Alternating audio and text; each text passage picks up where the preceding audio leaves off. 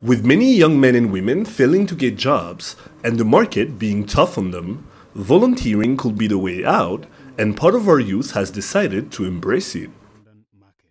It's a way to get a feeling of self-worth and respect, but also to have companies and potential employers notice one's commitment to a field. Our company is actually called CVA Rwanda, which is Community Voluntary Action Rwanda. And what we do is we try to link up young people with voluntary opportunities around in organizations that are in our communities here in Rwanda. The idea came from that we saw young people are lacking experience, first of all, and when they go apply for jobs, they don't get jobs because they don't have experience. Then second of all, that they spend time doing nothing. So we thought actually trying to find ways to occupy them, to give them opportunities to learn, not simply learning professionally, but also learning as in interpersonal development.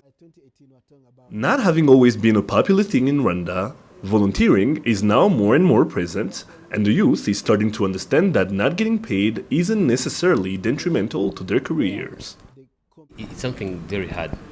Be honest, something very hard even for us to understand that we want to work for free, but at the end of the day you have to think about yourself, because when you're doing volunteering you learn, you get experience. These days it's very hard to get a job without experience. So what we do, we just go in different institutions and work there for free, and apart from that we're helping the country, we're helping this country. It's our Rwanda, and most of these institutions are lacking people, are lacking personnel. I'm really so happy with the volunteers because they do it wholeheartedly, and I think the one who can really say the truth is the health center, where those ones are. Okay, I'm saying more about the ones at the health center because they're the ones that I'm really so close to, and I also tried working there so that they can really see how it goes. You work with passion, you work with all your heart, and I'm really so happy to see what these people are really doing. Now, what's next for these young men and women, and what can realistically come out of it?